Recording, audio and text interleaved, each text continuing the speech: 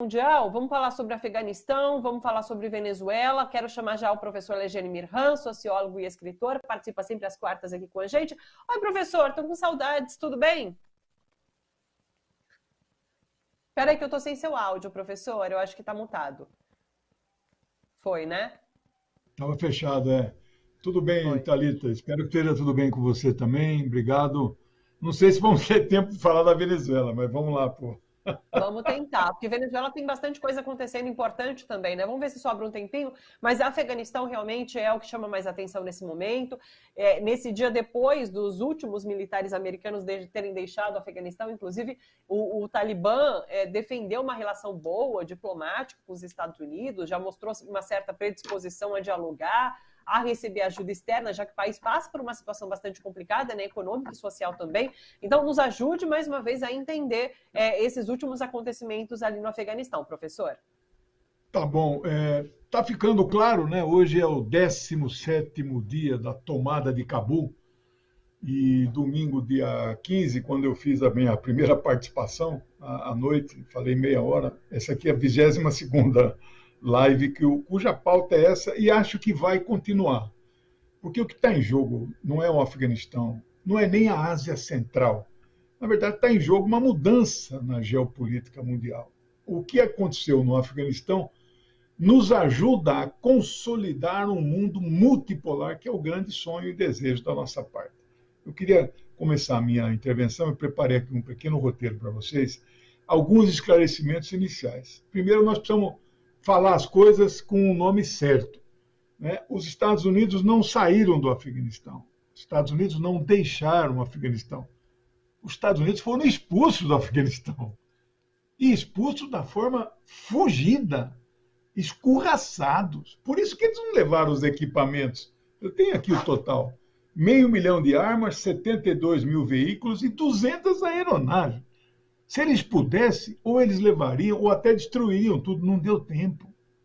Eles, quando muito, levaram a turma deles embora. Deixaram 250 lá, mas não vai acontecer com nada com os que deixaram lá. O Talibã está tranquilizando todo mundo. Segunda coisa, né, é que nós precisamos dizer que o atentado que houve semana passada, não lembro o dia, que matou 200, inclusive 10 americanos, né? Esse atentado não foi contra o Talibã. Desculpe. Esse atentado não foi contra os Estados Unidos. Foi contra um grupo que está tentando formar um novo governo. Esse exército islâmico e a Al-Qaeda nunca foram parceiros do Talibã. Por isso que muita gente falava, e nós já desmentimos, o Talibã não é um grupo terrorista, é um grupo guerrilheiro.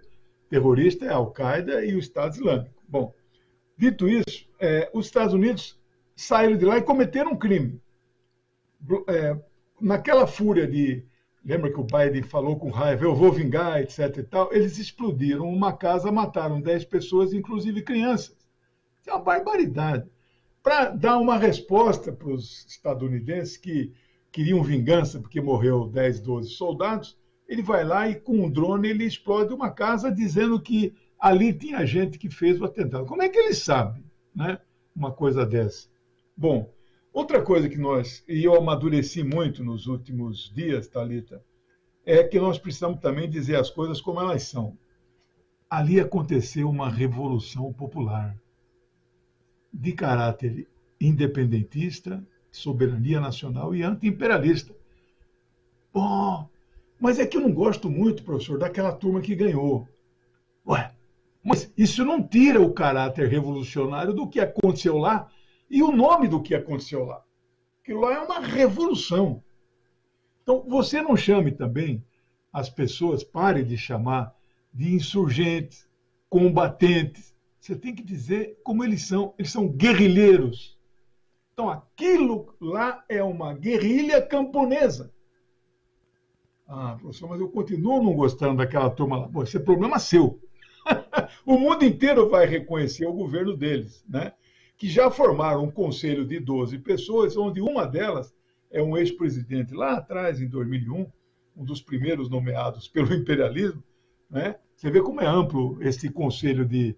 É um conselho, não é um governo ainda, é um conselho. Ele vai aconselhar o novo governo. Um deles é o Hamid Karzai.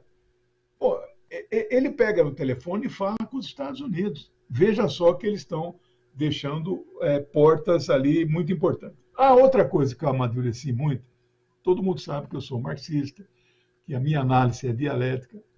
Ali aconteceu uma revolução, mas o que acontece antes, durante e depois da revolução é a luta de classes. Pô, professor, não estou vendo essas classes. Ah, não. É que você vê, mas não enxerga. De um lado, camponeses pobres com seus aliados urbanos, trabalhadores proletários.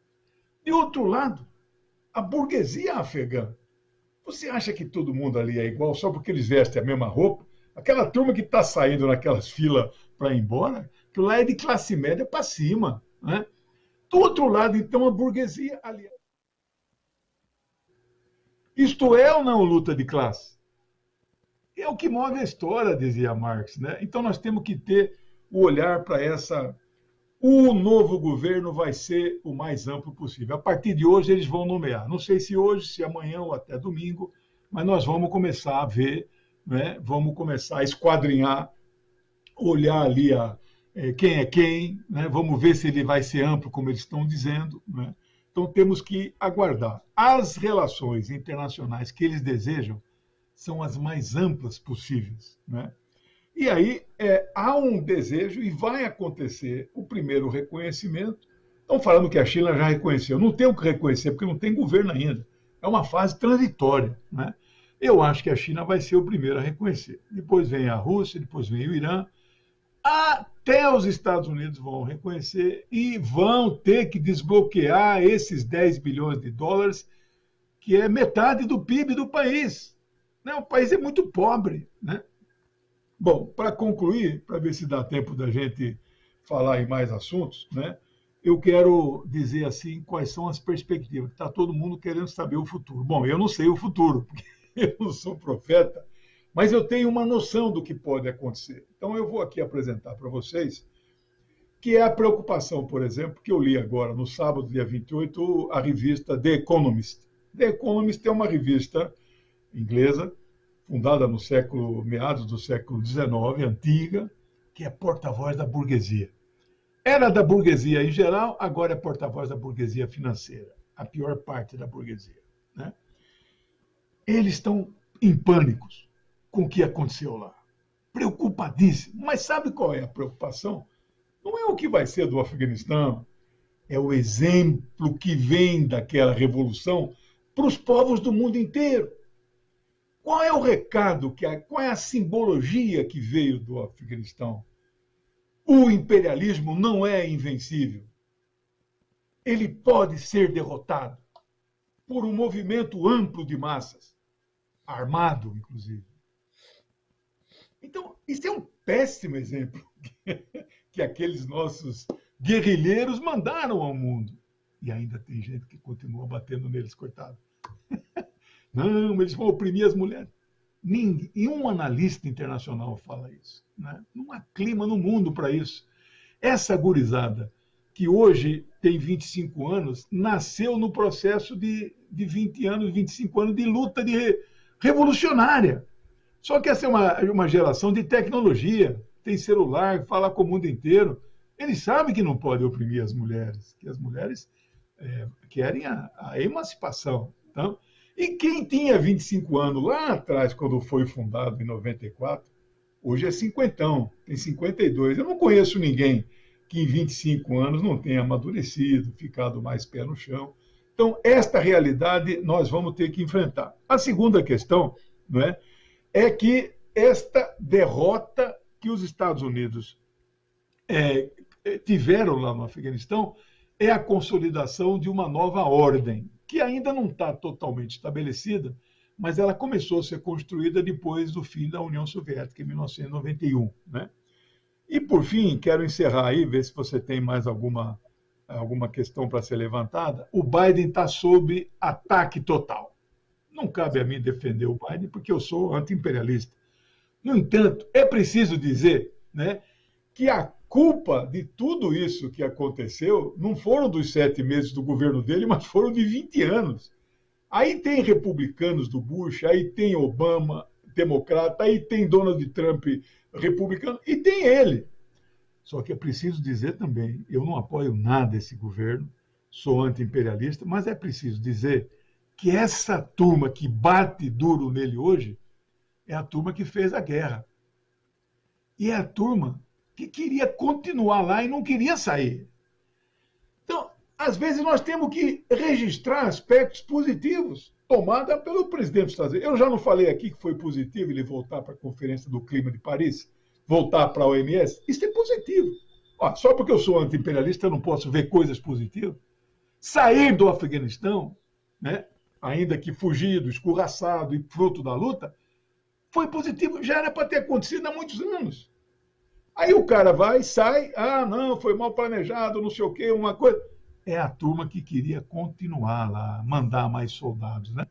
Bom, eu não sei se ficou assim alguma dúvida, esse é um resumo de hoje, amanhã será outro, né? Agora, às 18 horas tem a 23ª, às 19 a 24ª, e é o mesmo assunto. Pode ser que, inclusive, o conteúdo seja diferente, as coisas mudam tão rápido. Estou à sua disposição. Sim, mas é sempre importante a gente ter esse panorama para entender o que se passa ali no Afeganistão e com uma visão diferente, de fato, com o que tem rodado, principalmente na grande imprensa.